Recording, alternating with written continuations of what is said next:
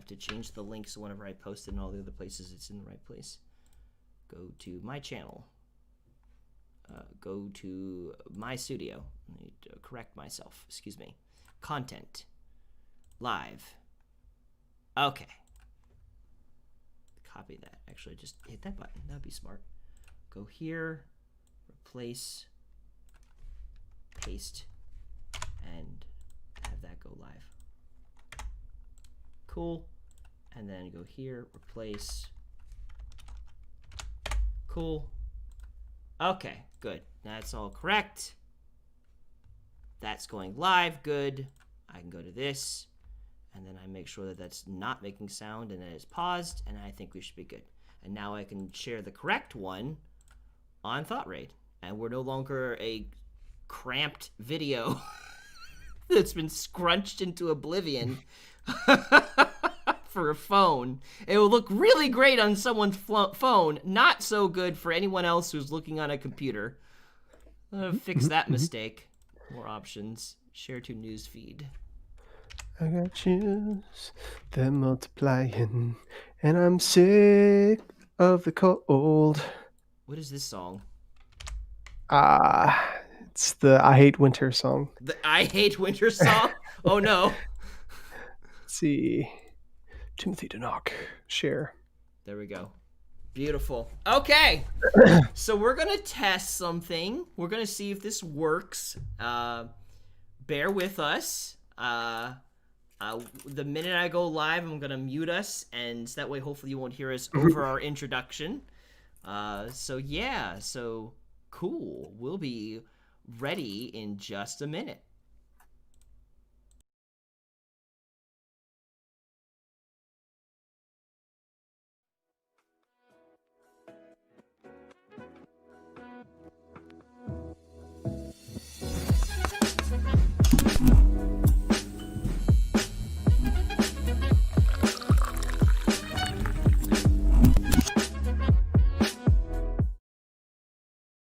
Okay, I think I got it. I think it worked.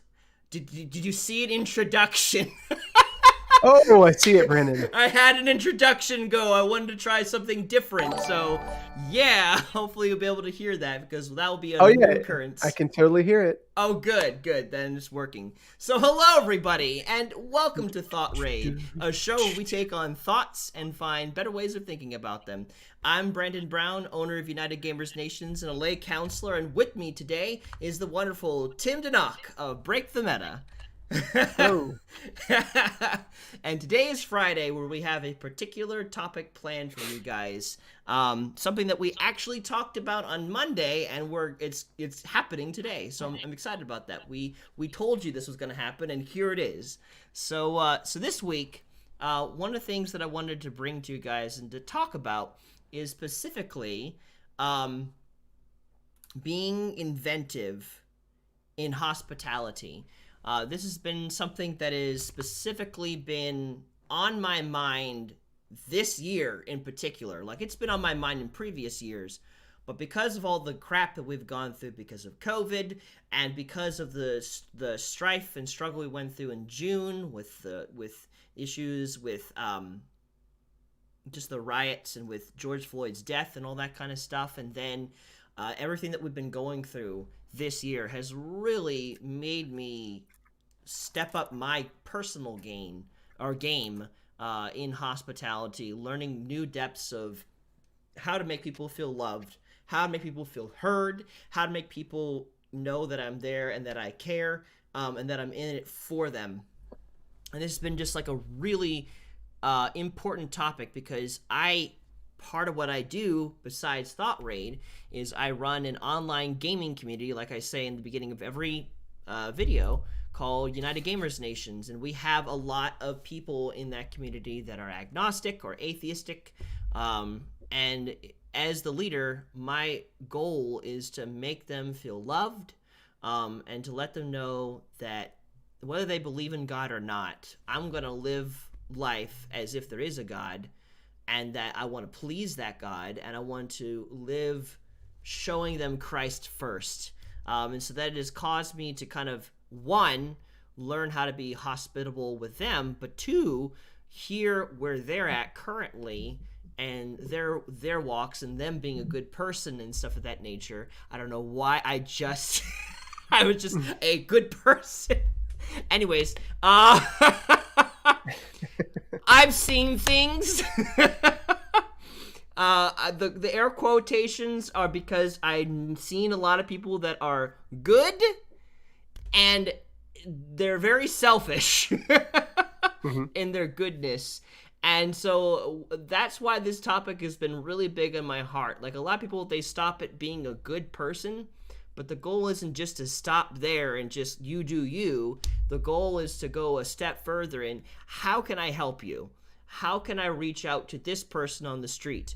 How can I reach out to that person who went to jail? How can I, whatever. And so that's what this whole topic is about, is stepping up your game from being just a good person to being, in a way, I guess you could say, a great person, a person who's very hospitable, a hospitable person, where actions speak louder than words, where you're not just saying, hey, I love you, and that's it. Like, we're going deeper into this whole thing and looking into, like, what is hospitality and how can I step up my game as a hospitable person? And you asked a question, Tim, right off the bat, which is, what exactly is hospitality? Because I'm sure there's probably plenty of people both now and in the future who might not have heard the word, or at least not heard it frequently enough to really have a good grasp on what that means. Before I share with you what my thoughts are about that, what are your thoughts about hospitality, Tim? I think hospitality is kind of interesting, especially in today's society where the idea of hospitality has been perverted and bastardized.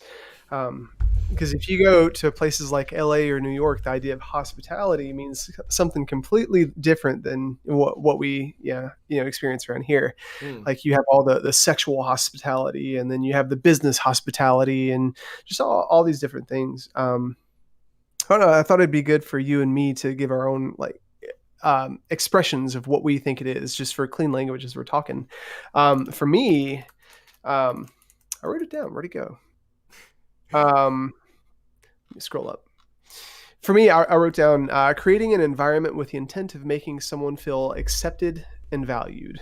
Because I think about all the times where somebody's expressed hospitality to me, or when I've expressed hospitality to somebody else, or if I think like of a high standard of excellence when it comes to hospitality, it's something that makes me feel comfortable. And not just comfortable as, oh, okay, I feel good, but valued and accepted. Like, I feel not good, but protected. I feel safe. I feel able to be transparent and be myself. Yeah, so it created a pocket of protection, of security, I guess you could say. Yeah, sure. I mean, do you agree with that? Like, what do you think it means to you? Well, that's one specific way of being hospitable, but creating a place of, like, for me, hospitality is even broader than that. I feel like it greatly encompasses that, but, like, I feel like hospitality is when you go a step and beyond what's required for someone else's benefit. So, like, when someone comes to my house, all that is expected really is if they come and we just hang out, we talk about whatever we're interested in, maybe watch, a video or play a game or something. But to me, hospitality goes a step further, and so when they come over, I'm making them something to eat. I don't have to make them something to eat. We live in a first world country where you can pick up McDonald's on your way to my house. You can get your own damn food before you come to my house. But Brandon, do you remember you came over to our place? What was it, like 2 months ago? And you were like, "I'm hungry," and I'm inside. I'm like, "Man, I got all this food inside, and I could make him some stuff." And technically, I'm the host, and technically, I could give him something. But you just looked at me and you were like, "Tim, what do you want to do?" I was like, "I don't want to make you anything. Brandon, go get your own dang food." And you're like, "All right." Yeah. So, yeah, but, like, hospitality goes that step further. But here's the thing. Hospitality is not obligation. The minute it becomes obligation, then it becomes icky. And if you're doing something for someone because you feel like you have to do it, especially in the case where they are fully able, in control of their faculties, and like you're not caretaking for them. And even then, that's another specific thing. If that's the case, you know, don't the important part of being hospitable is it's coming out of the goodness of your heart. You want to do this for this person. It's not a burden on you specifically. So hospitality is not burdensome, but it is going the extra mile for someone else's benefit. It's I don't have to do this, but I want to because I want you, like you're saying, to feel at peace, to feel secure, comfortable, whatever it is in this environment, that you prepared for me. So, Mm-hmm. or we're just going into whatever. So yeah, it's that going that, in my mind at least, it's going that extra mile. I'm curious. Mm-hmm. What I want to look at real quick and find the literal definition. Definition. Oop, that's not how you spell definition. Definition. Day and Finchen Hospitality.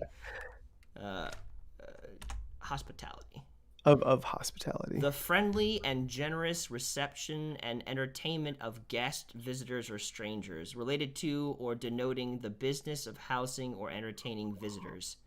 So, okay, so in this aspect, the dictionary is just looking at it specifically as like, I'm entertaining my guests. But I think it's so much more deeper than that. I feel like it's when Mm-hmm. you go that extra step to make someone feel loved, welcome, protected, whatever it may be. I would call that hospitality. And what are you saying over here? Like, Well, what? like the reason I bring this up, it's what's the difference between living a lifestyle of good and living a lifestyle of hospitality? Because you were just talking about obligation, and that's something I want to tackle in a second. But we were talking about what exactly is hospitality to us, and it's making somebody feel valued and going over and beyond. And you were talking about living from a position of a higher standard of excellence. But there's a lot of people out there that rest on their laurels, thinking, "Oh, I'm a good person." And when people come to my house, I'll pray for them and I'll do these things. And, I'm a good person because, I live by morals and I set the right example. But what's the difference between just being a good person and applying a good person as hospitality? So that question, break it down just a little bit more, because like I almost grasp it, but not entirely. Okay. So you know how you go to your grandparents' house? Yes. And like a lot of old people, I don't say old, a lot of elderly people have that one room where they've got really nice furniture, but you're not supposed to sit on it. You know what I'm talking about? The sofa has a plastic sheet over it. Yes. Well, it's kind of like, okay, so Brandon, I think you and I kind of come from the same background and perspective on this, that when we're talking about hospitality, we're coming at it from a position of loving people as Christians. Mm-hmm. And, you can extend that beyond just being a Christian. If you're not a Christian, hospitality is just loving somebody in a good way. But there's so many people out there that are good and have good ideas and expressions and esteems and dreams and hopes and whatever towards other people, but they don't really apply it. Well, I guess I'm kind of answering the question going into the question, but it's kind of like the difference between wisdom and knowledge. It's like you have a lot of knowledge, like all the stuff is there, you're ready, you're prepared, but you don't really do anything with it. And Yeah. with wisdom, it's like, okay, well, I've got this. Like you could have less knowledge and apply it and be better off when it comes to wisdom than having all this knowledge and doing nothing with it. Much like with hospitality, like if you're a bad person, but you're able to apply it in a way, well, I don't want to say a bad person. If your level of goodness isn't quite as awesome as somebody else's level of goodness, but you actually do something with it, it means that much more. At least in my mind, anyways. But yeah, there's a difference between thinking hospitably towards others and actually acting upon it, if that's what you're asking. Um, Specifically, because like it just seems like you're talking about like when people they feel like they're a good person, but they don't really do much to actually walk out that feeling. Mm-hmm. Is that what you're? That's what I'm trying to grasp. Yeah, like somebody could have hospitable intentions and have good intentions, but we're talking about living a lifestyle of hospitality. Specifically, before the stream, you were talking about people stepping up their game, and I think in the definition you said, so you think you're a good person and you're kind and through your emotion, but how do you go beyond that? What's the next step? Yeah. Because you might wake up every Sunday and go to church and pay your tithe and pray for your kids and donate money, but like how do you take that next step? Because everybody's you always want to be in that place where you go slightly beyond your comfort zone. Yes. And like what does it look like when it comes to hospitality? So how do you take that next step is the general question that's being asked. Sure. Correct? Okay. So yeah, I mean, the way that you go about taking that next step in hospitality, it depends on what you're currently good at and where you're not good at, and also like finding a ways of like working on the areas you are good at and improving that, and then experimenting too. Because like being inventive in hospitality, like everyone has areas that they have strengths in. Um, some people may be really good at listening. So you don't want to just throw away your listening skills in the effort to be more hospitable. No, capitalize on your listening skills and utilize that in your ways of being hospitable. Of like, okay, I'm good at Mm-hmm. listening. Now let me see if I can listen to more people. Or maybe someone's really hospitable in the means of like service to other people, so they're really good at cooking. So capitalize on that, like look for ways that I can like bring a snack for my friends when we take a walk at a park. Like that takes energy, and it would be nice to have something nice, delicious to eat. If you're able to do that quickly and you don't really have any like feelings of like I have to do this otherwise they'll never love me, like, okay, calm down. It's not that Mm-hmm. extreme. uh, uh but like coming to a place of like I love this person so much, I want to do that for them. But to step up your game in hospitality, I think the overarching requirement is love. To love people, to intentionally see people for who they can be despite how they're presently acting, and to generate, like, and when I say generate, I mean like this is not natural. It probably is going to require time and effort and intentionality. So generate compassion towards the person and desire to see them succeed, because when you love someone and you've intentionally, even through the good days and the bad days, continue to love them through that, even though you don't feel it in the moment, that definitely helps with germinating the seeds of hospitality. Because now Mm-hmm. that I love them, I'm willing to make sacrifices for them. Whereas if I did not love them, I hated them, resented them, I won't do squat for them because they deserve trash or whatever you Mm-hmm. can rationalize from that place of resentment or fear or whatever. So I really honestly believe that hospitality and fertilizing that begins with the heart, Mm-hmm. with planting love in your heart by intentionally allowing people to love you, intentionally loving other people and to seeing them from a better perspective. um and then as that grows, and as you're also as a Christian receiving love from God, then it was a lot easier to be hospitable than without allowing those things, without letting love to cultivate in your heart. um Mm-hmm. so I really feel like you got to start there, because if you hate yourself and you hate other people, you're not going to be hospitable, at least not very long or well, because from that place of hatred is a lot of also self-word focus, and it's really hard to think about someone else's needs when you are consumed with your own. um, and being consumed with your needs does not mean that you're a terrible person. It just means that there are things, perspective shifts that need to happen that lead you Mm-hmm. towards being others focused, where the pain and the suffering that you've gone through because you are so dry on love, like eventually that will fade away as you allow for space for love to grow, and then that's where the hospitality can flourish. Mm-hmm. That's where you go from just being a good person to being a hospitable person who goes above and beyond. What are your thoughts on that, Tim? Well, I was going to ask a question in a second. Sure. I was just saying you already answered it in a really awesome way. I was like, well, what perspective is required to be hospitable? And I think having a perspective of wanting to love people. When you were talking, and you were talking about what's required and how it has to be a heart change and stuff.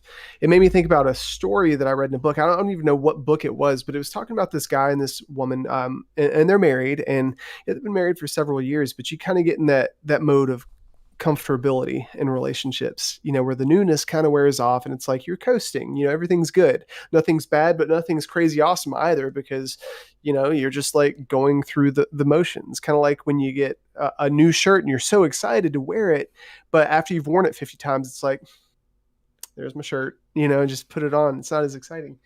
But anyways, the wife communicated, "I don't feel loved," and the guy, hearing this, I think he goes to a counselor or something, and he's like, "Well, what should I do?" And through counseling, the counselor says, "Well, maybe you should find out what means a lot to her, and actively. The key word there is actively try and." Make her feel appreciated. And so he does something out of the norm. He makes a reservation at a restaurant. They get, they dress up nicely. They go to this restaurant. It's kind of higher end. Um, and when they get there, he presents her with the blue rose. Blue is her favorite color, and she's overwhelmed. And on the table, there's a note, like a love note written down. And she's like, oh, dinner, a rose, a love note. This is awesome. And, she feels completely loved. And they go home. And for a week, she's on cloud nine. She's just floating.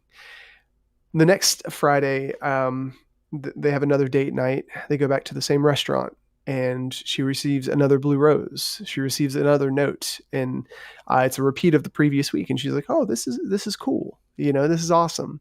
The following week, next Friday, same thing.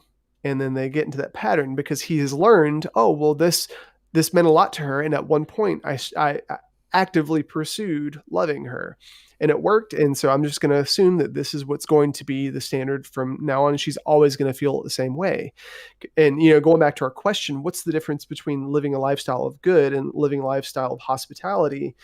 um, it's good that he was doing that for his wife, but it wasn't really hospitable because it's something that he was already comfortable doing and there was no risk involved, and love always requires risk. We talked about that a couple weeks ago. Um, I don't know that just, it's making me think a lot too, because I know that being married, we're going on year 4 of being married, my wife and I, Woo. and it's really easy for me to get in those ruts thinking there's all these things outside of our marriage that I'm thinking on, and then I come home, or like we get together and everything is good. Like sometimes in a marriage, everything just being good is good enough, or at least if you're not putting effort in, that's what you think to yourself. Whew. Um, and so, just thinking, okay, well, how can I be more hospitable towards my wife? How can I be more hospitable to my friends? The way I'm doing it now is good, but what's the difference between that and being hospitable? And I don't know, just the idea that I shouldn't rest on my laurels and just assume that what worked in the past is always going to elicit the same feeling of love and appreciation and value. Um, I think it's really easy to get wrapped up in that. Yeah, I mean, if you think about it, you're not the same person you were 5, 10 years ago. You've changed Mm-hmm. almost fundamentally. So in the same way, people are always changing. So to keep doing the same thing over and over is not always gonna work. And that's a whole nother layer to hospitality I personally was not thinking of. Because I'm in the beginning phases of learning how to be hospitable. So everything is new for me right now. Mm-hmm. But that is something to keep in mind moving forward, of like changing things up. But I definitely Mm-hmm. think, though, just for those who are like me, who are just kind of getting started in hospitality, um, like again, like, once as you begin to work on how you view yourself, allowing yourself to be loved, allowing God to love you, allowing others to love you, and then intentionally like seeing people under new light, like, like searching for who God has made them to be, not allowing their momentary actions to determine how much you love them, but to love them for the total for who they are throughout the whole time of you being with them. Just whole different factors. As that increases and you are more and more emotionally equipped to be hospitable from that. There are many things you could do to be hospitable. And Hmm. that's what I want to talk about today. It's just like share ideas that maybe you would like to pick up on this idea, or, you know, maybe not. Maybe there's something that you're better would, more equipped to be hospitable in. Um, Hmm. but this year, there's been like a handful of things that I've been like experimenting with. Some that have kind of succeeded, some not so much. What's some of the stuff that's kind of, or I can't make that noise the same way that you did. Hmm. I say that, but you think that I have like a repository of all these experiences that I can Hmm. remember right off the bat, and like, well, um, hmm, that's a good question.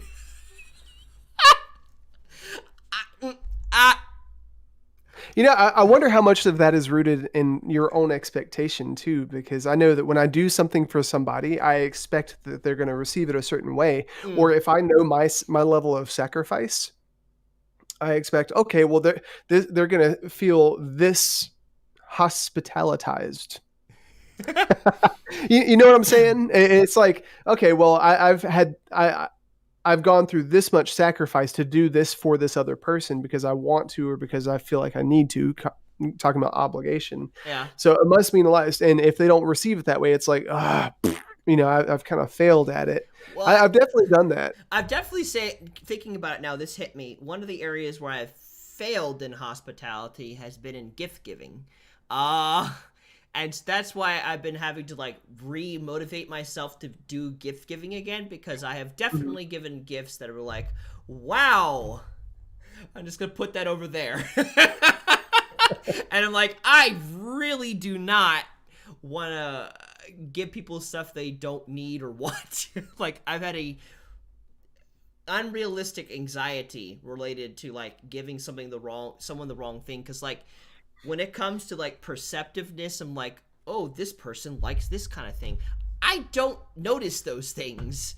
And so Mhm. I feel absolutely terrified that I'm going to end up like in some kind of relationship, and she's all going to be about gifts and I'm going to be clueless. Cuz like I don't like conversations. I will remember what someone told me about something, because I'm always like, how can I help this person? Like, my gifts, the things that I'm really good at is giving time and giving just like listening. So like I'm good at that. Like I can like remember something you said in a conversation an hour ago, and I can bring us right back to that and like continue that, so you know that I'm listening to you and I remembered. Mhm. Or I can remember what someone told me years ago in hopes to help them in like in later conversations. But Mhm. like you like noticing like the things that you enjoy, Tim, like I gotta be honest, I don't. I might miss those things. Like it was a gamble getting you the sweater for your And birthday. it failed, Brandon. Nah! And that's Well, we had a conversation about that. Ooh, I'm getting blurry.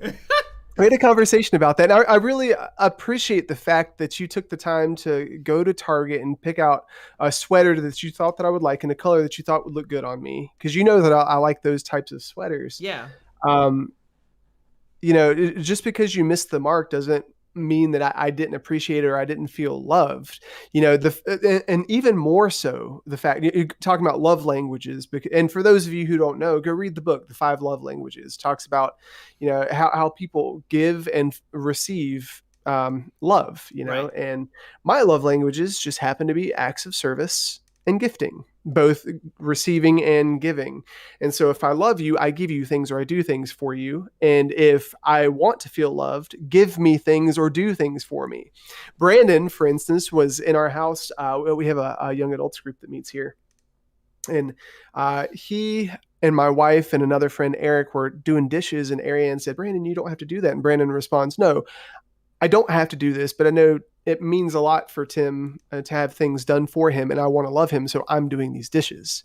And I know that's not your natural love language, and because you pushed beyond your comfort zone to appreciate me. That's hospitality at its finest, you know? Kyle just said, you may have already answered this, but do you think hospitality is sort of just do it sort of thing, or a love skill that is cultivated over time? What do you think, Brandon? I feel like, in a way, it's kind of like I almost want to say it's a both, because there's a point in time where you just have to do it. Like in the instance again of gift giving. Like I can't wait for me to feel perfectly comfortable giving gifts because that day will never come. Like I get comfortable as I give gifts. At the same time, it is a love skill that is cultivated because as you become more comfortable in how God loves you and other people loving you, and you get better at loving others, then your aptitude and desire to help others definitely increases. So my level of hospitality right now in 2020 is higher than it was in 2017, 2016, before I moved out of my parents' house. Like my level of confidence and how I viewed myself and how I viewed relationships has changed over these 3 years. And so I'm far better equipped now to be hospitable than I was when I first moved out and I was more insecure, and Mm-hmm. more self-focused. So the greater you get to being selfless and viewing other people without worries about how they'll view you, then naturally you do become better in hospitality. But there will Mm-hmm. be certain areas where you'll have to just do it, because otherwise you're never going to do it, because there will always be someone that will say you can't do it. And Mm-hmm. so you have to show that you can, and then as you do that, then you realize you can, and then you break through the wall Mm-hmm. essentially. Yeah, and Kyle, I'm going to use this analogy because I know you got a ripped six pack. I think hospitality is like a muscle, because you said, do you just do it, or is it something that's cultivated over time? And I've been in the gym where I've just wanted to, I just want, oh, give me these muscles, man, and I try to do more than I'm capable, or more than I'm comfortable, or more than I'm used to, and I end up hurting myself. Then I can't do it for a while, or if I continue to do it, it just hurts and screws up my body. But if you look over time, it's like, okay, I can take my time and gradually increase. And that's why they say, you're supposed to find out what your max is and do 80% of that consistently, then Yeah. find out what your max is and do 80% of that consistently. And it's all about stretching yourself. Like, Brandon and I, for instance, are in two different life seasons. Well, how old are you, Brandon? 28. 28. Okay. So I'm 8 years older than you. Wow. I'm 8 years older than you. You're a single guy. You live in an apartment. Yep. I'm 8 years older. I live in a house. I own a house with my wife. I'm married. Just a different life season, and we have different backgrounds as well. So the expectation that you and I exercise hospitality on the same level is just ludicrous. You can't compare that, Yeah. because if you think about how we're able to be hospitable, it looks completely different. Right. I have a bigger place, so I can have more people here. I've Exactly. already got kitchen utensils. I've got decorations. I've got a fire pit outside. All stuff that I've put intentionality behind over time. Yeah. It's not something that just plopped and happened. And there are also what's the word? Not consistencies. It's abilities. Proficiencies. There's proficiencies that I developed over my time with Amway and in running businesses and stuff, as a manager, and like thinking about the guest. You have experience in that as an assistant manager, but I did that as a store leader for a long period of time. You know, what's up, Seth? But the thing is, there's been more trial over time, and man, I remember there was this time. It was a couple Christmases ago, and I told this customer that I was going to do something for them, and my district manager was like, "If you do that, you're fired." I was like, "Oh." I'm trying to help the guests because it's Christmas. And so I was in between this rock and this hard place, tearing my muscles or doing too little, and I had to find the medium ground. It's like you go through times where you stumble and you get it wrong sometimes. But that's how you learn, and that's how you cultivate it. You give yourself just enough so that there is some risk involved, but you also know that it's achievable. And I think that's how you do it over time, because if you just do it, it never makes that 18-inch journey from your head to your heart. You know, Mm, it's a manufactured, very plastic thing. And people always know when hospitality is plastic. You can right. feel that. But when Yeah. it comes from somebody's heart, you can also feel that too. And it's just one of those things. If you don't have it, you have to give yourself grace, because any change that goes from here to here takes both time and grace. Yeah. Plastic plastic hospitality comes with expectations typically. Not to say that it's impossible to have, it's not to, I don't know if you can go completely without expectations, but there is usually overarching, overshadowing expectations with plastic hospitality. So like Tim was equating all this, like if you are not capable of doing something hospitable for someone without expectations, it's better not to do it and be honest about that with you and the person than it is for you to do it and then risk forming resentments towards that person. So at the same way, also, at the same way, also, don't feel bad that you can't presently do that, because that's not good for developing the muscle of hospitality. Feeling guilty, feeling condemned because you don't have it in you to do it is not going to empower you to be more hospitable. Or No, be inventive, or because be you were talking about inventive. that earlier. You're like, whenever I go to the gym and I'm sitting there, I'm getting a little bit more cut and I'm feeling more confident, because when I go to the gym, it's like, okay, leg day. Okay, I know what to do. I know how to use certain things. I know what my limits are. But the second I start, like when I'm doing bench presses, I don't do them frequently, because I don't have a lot of confidence behind it, But I'll look around and some of these guys, like, oh, okay, leg presses, I can do 4 or 5 of the plates on each side. I don't know how much that is. It's 45 per plate. But there was this guy that goes to the gym, and he did a full rack of 12 45 plates, 12 45 plates, and 2 more on each side on the top. He was doing like 1,200-pound leg presses or more, Jeez. something math. But I felt pretty good about myself and stretching myself. But the second I saw that, I got discouraged, because I started thinking, okay, oh, look how much more than me he's doing. And I was like, I just give up and started working on my arms again, something. And then I looked over at this other guy bench pressing 300 pounds. I'm like, I'm gonna just go home, let me just go swim laps in the pool with all the old people. And if you're an old person, swim laps in the pool. There's nothing wrong with that. I love it. Yes. But, thinking about the whole muscle thing, it's like, you just cannot compare. You have Right. to look at yourself and say, well, okay, well, what can I do? Yeah. Because the second you start comparing, it makes you want to give up. Yeah. There was a very important thing I want to go to the question that you're asking, or what you're saying, Seth. But there was a very important thing that God was sharing with me, and that was God does not compare you on someone else's ability. He knows exactly what you're capable of, and so the things that he judges you on are the things that you are capable of doing. So if God does not compare you on what someone else is doing, why do we waste our time comparing ourselves and what other people are doing? Looking into other people for inspiration for being more hospitable or for doing better in certain areas, that's fine. But if it begins to demotivate you and then you no longer have the inspiration to improve and to grow, you've dug too far into what you should or should not be doing, and God Mm-hmm. is not judging you in those ways. He's not. He really isn't.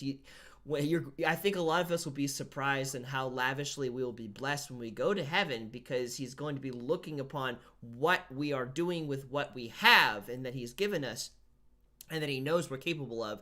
There may be people in our lives who will reach far more for the kingdom of God and may have far more fame and whatever, and they will be just as blessed as the janitor in the church, because both were being equally obedient to God and doing what he gave them to do. The talents, like when you were looking in when Jesus was having the parable of the people with the talents, one of the things that really stuck out to me was there was a person who had 5 talents and there was a person that had 2 talents, and both of them multiplied that by 2, and that one person had 10, the other person had 4, and God, or yeah, I think it was, yeah, 5, yeah, and the master gave them the exact same praise. Like there Mm-hmm. was no difference. So it was like good job, guy who got 10 talents, and good job, guy who got 4 talents. No, it was the exact same praise. So in the same way, it's just like God's not judging you based off of Joe Schmo who can bench 1,000, pounds of weight with leg presses and arm curls. Like, no, like, do what you can, what he told you to do, and that's where the blessing is. Like, Mhm. that's where the inspiration comes to continue to be inventive and stuff of that nature comes from, because you're looking at how can I multiply what I have rather than how can I multiply what they have. Mhm. And what I think I should have. They're just saying over here. So Seth is saying, just like working out, there is a early part of the journey where you feel some good gains. Then there's a part where you get complacent, or maybe we get too sore from an advanced set and reel it back. Then some people restart from the beginning and don't advance forward anymore. Yeah, interesting. I think I've probably done that. I feel like I have done that. Yeah. Well, in a similar way, talking about that, you see those gains at the beginning, and you're like, "Oh, this works." Just like the story I told earlier about the guy with the blue rose, and then you get comfortable doing that, and then you reset because it's like, oh, I'm not making any progress, and you just get discouraged. Um, where was I going with this? Oh, being inventive. There's I think it's really cool when people operate from a place of risk. Like I had a conversation with somebody the other day about Elon Musk, and you remember when he released that the Tesla truck, that really weird looking. Yes, I do. Yes, I do. Yeah. So at the debut show, he was trying to show, or the road show or whatever it was, he was trying to show that the windows were bulletproof, and he threw something at the window and it shattered. And he was like, "Oh, okay. Well, let's figure this out." But I think it's really cool how he's able to laugh at himself and just keep moving because he's focused on the goal instead of the present. And I Mm. think that's a key ingredient to being hospitable. Your goal isn't to succeed in what you're doing. Your goal is to make somebody feel valued. When you focus on that, when you say, "Oh, I failed," well, okay, well, let me try something else because the goal is more important than what's going on right now. Oh man, And similarly, I oh, go wish ahead. I wish I saw that video. That to see someone like recover from, oh, this is a bulletproof window, breaks. Well, I guess it's not a bulletproof window. Back to the drawing board. Like, I wish I could have seen that Well, dude, confidence. think about where he's at too. Like all of his stockholders and like everybody's eyes are on Tesla and SpaceX right now because we're supposed to be going to Mars. And Elon Musk is this. There's a V word I'm trying to. He's a virtuoso. Ah ah. He's really really he's a prodigy. Whatever. Um, and when you're risking so much and paving so much way, everybody's waiting for you to fail, and so when you fail, it's like, oh no, I didn't give everybody's approval. But you're not trying to get people's approval, you're trying to get something done. um I don't know, I think there's a lot to be said about giving yourself the freedom to risk something and being inventive. My sister-in-law, she's my brother-in-law's wife, Kristen. She comes up with all these really interesting workouts, that I've never seen before, and that all the people at the gym don't do, and it feels kind of weird. And the movements look weird, but they're effective, and she only learned that by willing to be a little bit different, willing to try something new, and also pushing herself outside of her comfort zone. And I think when you're trying to learn how to be inventive in hospitality, sometimes it's not going to be received the right way, and sometimes it may be communicated improperly, especially if it's the wrong person.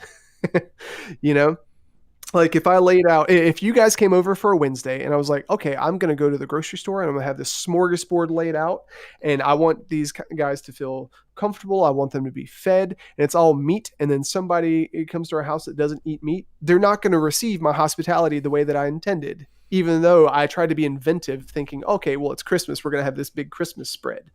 I have to go back to the drawing board and think of something new. And it's like, you have to keep testing and trying and reevaluating. It's so Yeah. important.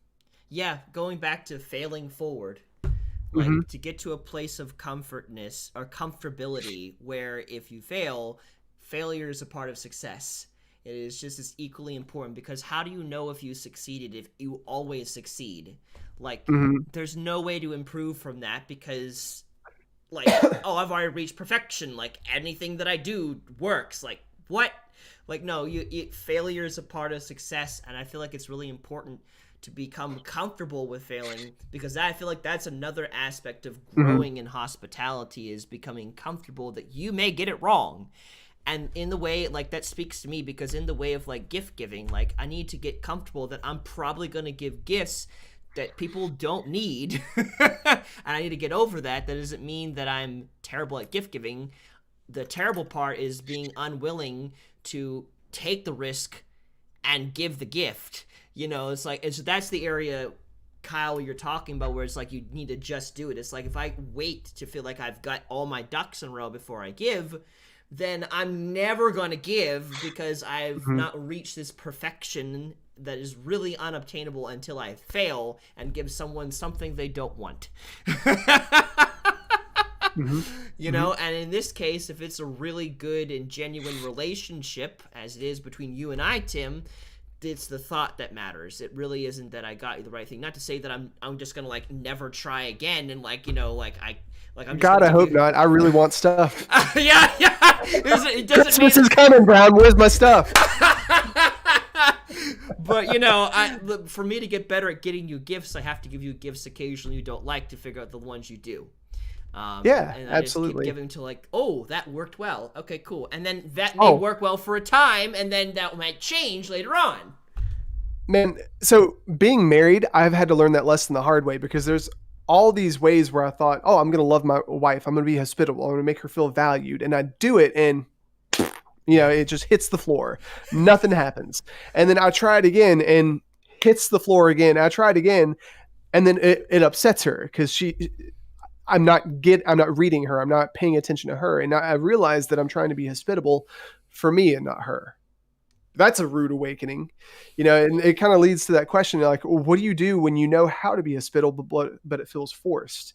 And it's like, You know, man, that's an interesting aspect though, because like one of my main concerns is that I'll get it wrong. But I always give for my best of knowing of what this person will like. So why am I worried about getting it wrong when I am actively trying to pay attention to things that you like? Like mm-hmm, I haven't gone for that place of trying to give you something that I want. That's not how I operate. So it's like it's only yeah, a matter of time until I get it right. Like mm-hmm. that's a mindset I fortunately don't have. So that's for my own personal comfort. That's I'm glad to hear that. I hear you say that because that encourages me. Well, the lucky thing is that I've got a very loving wife who, Mm. um, she's an 8 on the Enneagram, the challenger. So when she's at her best, she challenges my thought processes, and one of the points that she made one time, I've talked about this before, opening doors for her because you mentioned that in the intro. I was raised my entire life that if you're valuing a woman, you're supposed to open the door for her, and that was modeled on TV, it was modeled in movies, it was modeled in life, it was modeled by my mentors. And I go to open the door for Ariane, don't do that. I'm what? Yeah. I'm just being hospitable. And she's like, don't do that. And it was a thing quite frequently. And then she communicated, I don't want to be the first person to come into the room. I want you to do that. And so me thinking I'm being hospitable, it's like, got to go back to the drawing board. Am I really focused on her? Am I focused on me? And for a while, Kyle, going back to your question and the question at hand, what do you do when you know how to be hospitable, but it feels forced? For a while, I had to force it because it went against what I thought it meant to be hospitable. And when I walk into a room before her, my thought goes to, man, what are all these people? Look at this loser that's going in before his wife and is not holding the door open. And it's like, why do I care about that if my goal is to love her? You know. But then there's other times where it's forced, and I just have to be honest. Kind of like when I talked earlier about you coming over, and I knew that you were hungry. And I was just like, Brandon, I really don't want to make you food right now. Go get your own stuff. And I knew it was inconvenient for you, and I was not being hospitable. But it wouldn't have been a good, loving heart position for me to do that while maintaining an air of resentment about doing it. Right. Right. I would not have loved to have had you, because you can feel it. You don't know it, and you have to ask about it, but you can feel the resentment when someone is doing something they don't want to do for you, and it's just like, I don't want to accept it at that point. It's just not worth it. Mm-hmm. It is painful to accept inauthentic plastic hospitality. Uh, Mm-hmm. so I feel like the goal when you begin to realize, like, unless you realize it's just an off day and this is something I don't want to do, if it's a regular occurrence and you just can't give in that way, I think it's important then to realize, okay, what do I need to receive so that I can begin to become hospitality in this hospitable, so I can become hospitality, so I can become hospitable in this area. Because I feel like, again, that's how you cultivate hospitality. Is Mm-hmm. like when you hit that wall and I can't give you this because every time I try to, I feel terrible for it.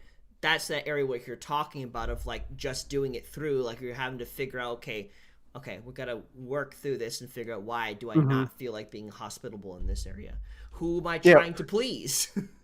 Well, on top of that, the reason I brought up you specifically in this situation, and my wife being a challenger and conflict and all that, it's really important, because when you risk something, like especially when you put yourself out there, the fear, the reason it's risk is you think that somebody's not going to reciprocate or see the value in what you're doing, and they're not going to love you back. And the key to all this is communication. So if you're being hospitable towards somebody and you're risking something, if you get it wrong, you guys need to communicate saying, hey, I tried, what can I do differently? And they need to communicate saying, hey, this didn't really, for instance, I could have easily, when you gave me that sweater, you gave me a gift receipt, and I could have easily returned it, and I could have never told you, and you could have thought, oh, I did good, but then I was thinking he just doesn't understand me, or he doesn't know my size or whatever. But I said, hey, just so you know, I returned that sweater because it was the wrong size, and then I told you what I did with the money too. I said I went to the Wonder Shop at Target and I bought Christmas ornaments and decorations and wrapping paper, and it made me super happy. And so basically, your investment, you giving from a place of stretching yourself a little bit and risking something, actually manifested in me being super, super happy, because there was clear communication and we talked about expectations, Yeah, and it and the real stuck. goal. It stuck in my head, and now I'm thinking, okay, next year you're really excited about getting, stuff for Christmas, like Christmas type stuff, decorations, things of that nature. So now that's on my mind for next time. I could be thinking about maybe this ornament or something might be something that Tim likes and would probably more get enjoyment out of. So I can have that in mind.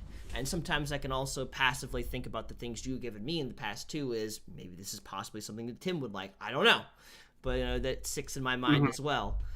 But yeah, so yeah, it's important to communicate, definitely, because that's what helps you, again, increase in hospitality, because a lot of hospitality is also circumstantial, like we've been talking about. Some hospitality work for some people, but it will have to look a little bit different for other people. And then there are some universal things, but like, Mm-hmm.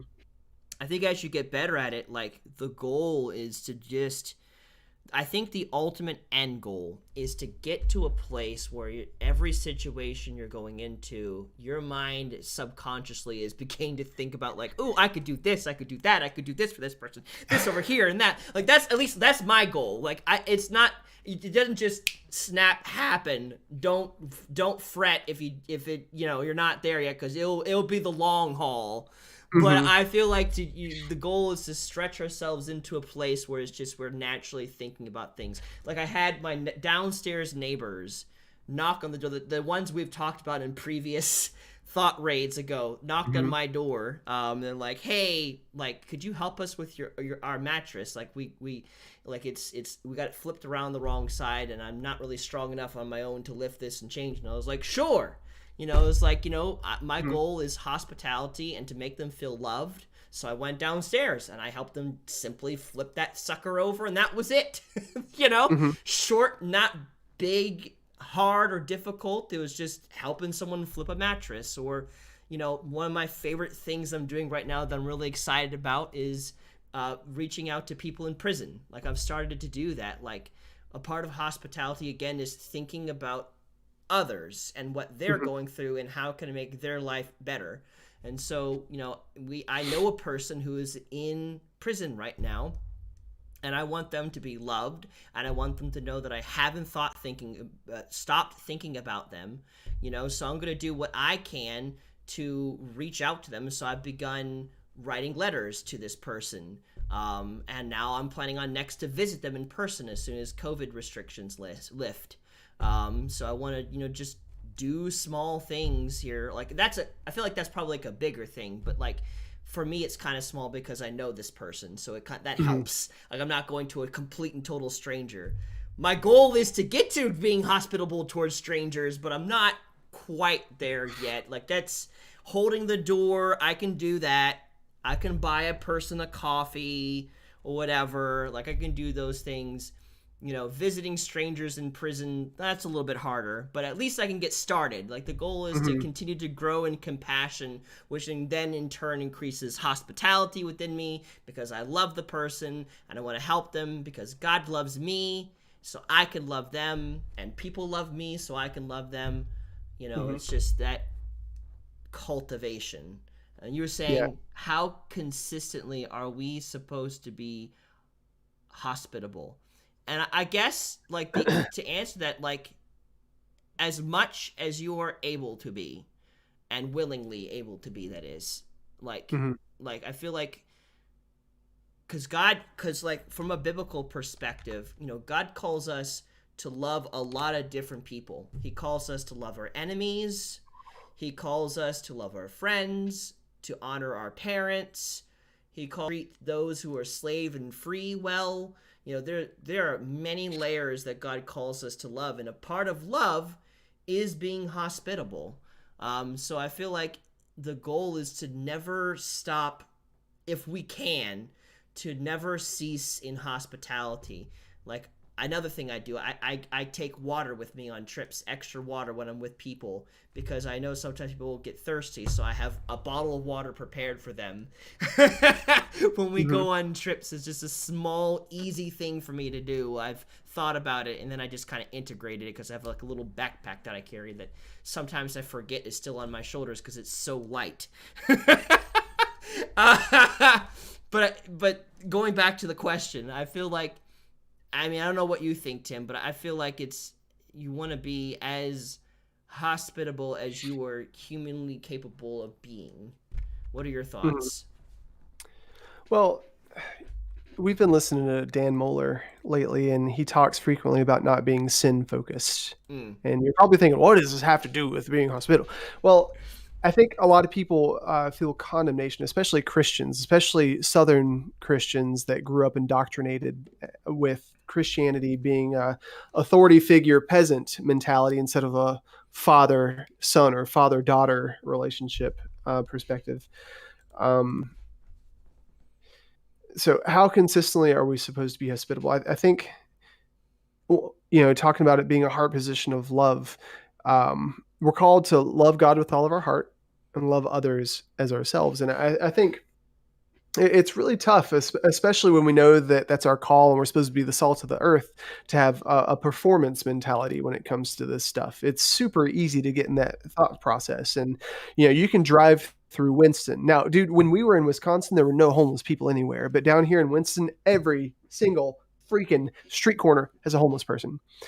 And the Bible says that, we're supposed to give to those who are in need, right? And if that gave to everybody in need, I would, man, just on my drive to the mall from where I live, live 10 minutes from the mall, there would be at least 10 to 15 people I would have to stop and have a conversation with, stop and give money to.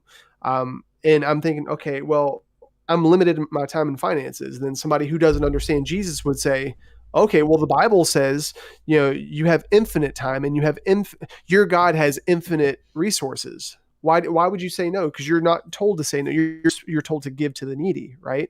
And so there's this performance mentality and anxiety that builds and builds and builds. And then, as Kyle was talking about earlier, it begins to feel forced, and you feel like you have to do it, right?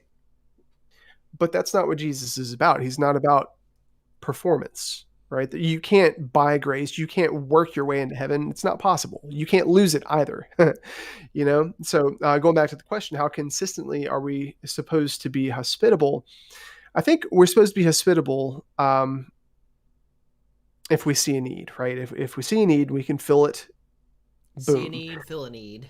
Yes, but if there's some kind of agitation or irritation, or if you're thinking about lack, I think the most important thing is to think to myself, okay, well, if I were that person, because the Bible says, love God with all your heart and love others as you would love yourself. And if you go to the Old Testament, the law, do unto others as you would have others do unto you. So I think, the action isn't as important as the heart position. So just thinking to myself, okay, well, if I were to be hospitable in this moment, what would I do? How would I love this person? If I was that person, how would I want to be loved? Right? Because every time I'm in that position and I have a position of lack, the Bible says that God is made strong in my weakness. That's an opportunity where it also says, by prayer and supplication through thanksgiving, make your requests known to God. God, I have a weakness here. I see a need that needs to be filled. Would you help?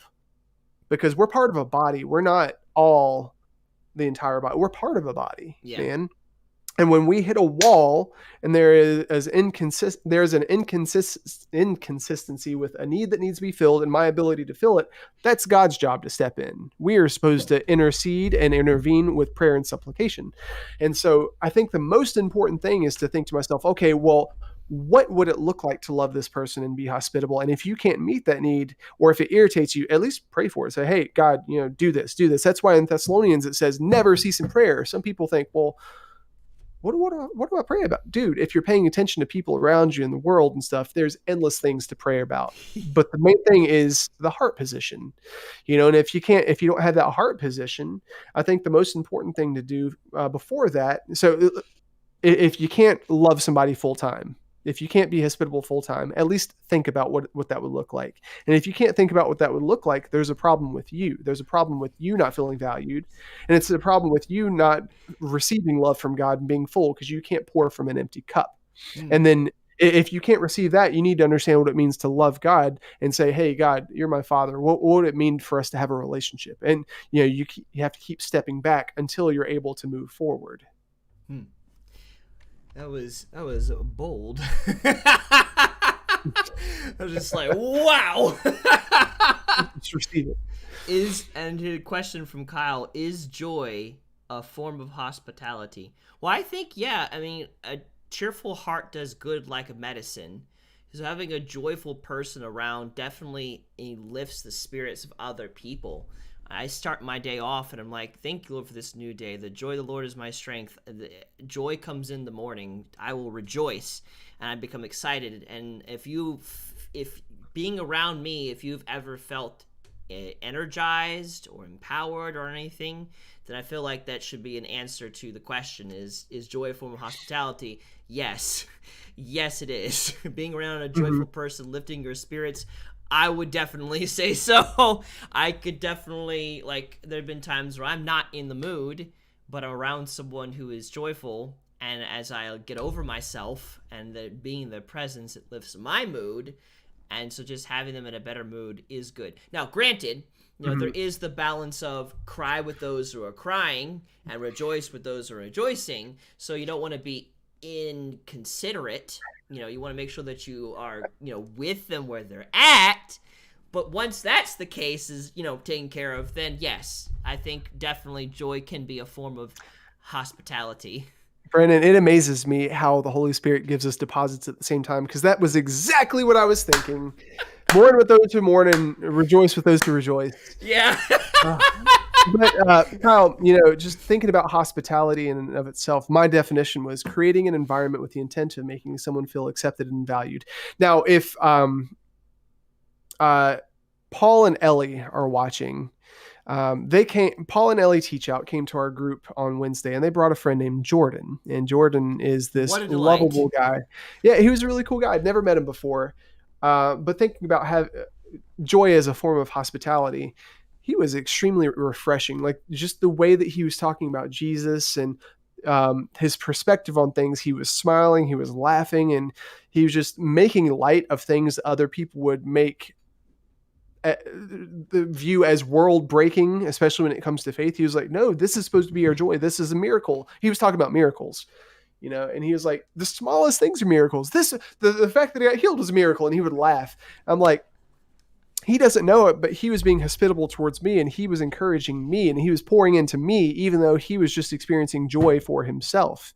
And he definitely made me feel accepted and valued because, he created an environment where I felt safe. He was creating an environment where he was changing my perspective for the good, not because he was trying to, but because he was receiving what God has given him.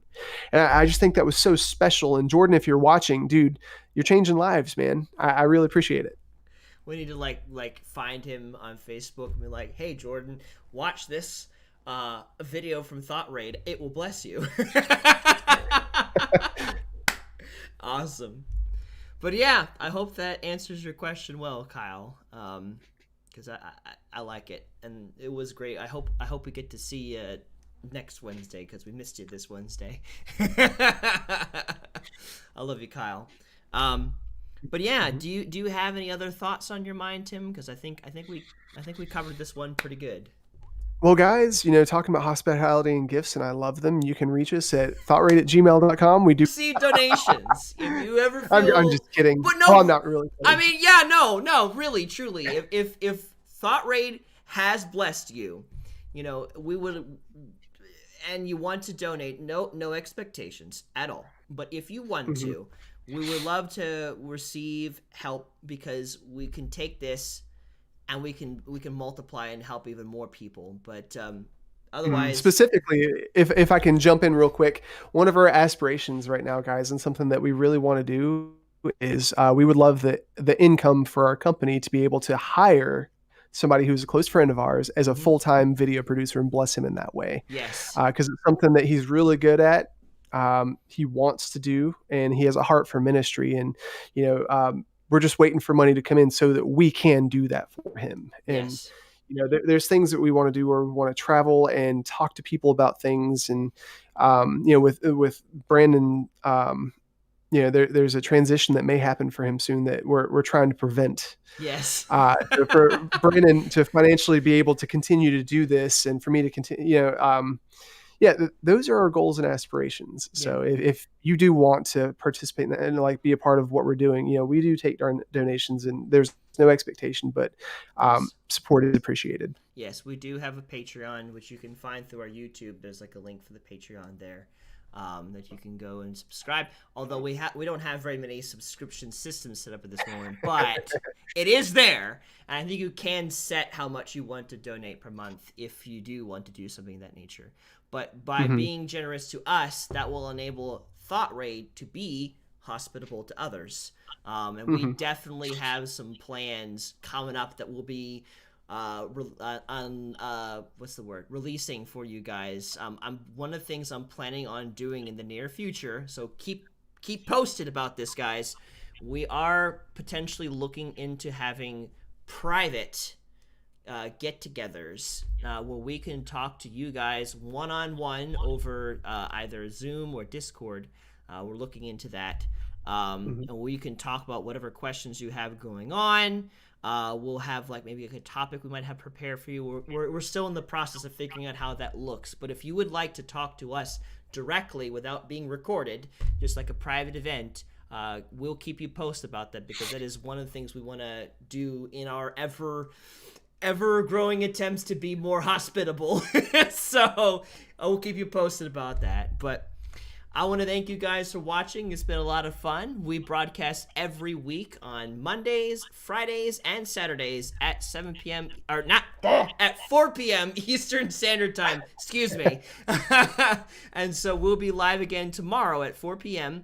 Specifically, if you guys have any questions, anything that we didn't manage to cover in today's broadcast, you might want us to talk about, or if you have something different that's on your mind, just a burning question about life or whatever, let us know. Let us know in the comments. Send us an email, thoughtrate@gmail.com, but please let us know, and we'll love to go over that tomorrow. So just want to throw that out there. And finally, if this video has really blessed you, make sure to like it and to share it with your friends and family so that we can get this message out there and help more people become more generous and hospitable, and just increase the level of goodness, especially in this season of giving we're going through in December. 'Tis the season to be hospitable. So I want to thank you guys for watching, and we'll see you again tomorrow, 4 p.m. Eastern Standard Time. You guys have a good night.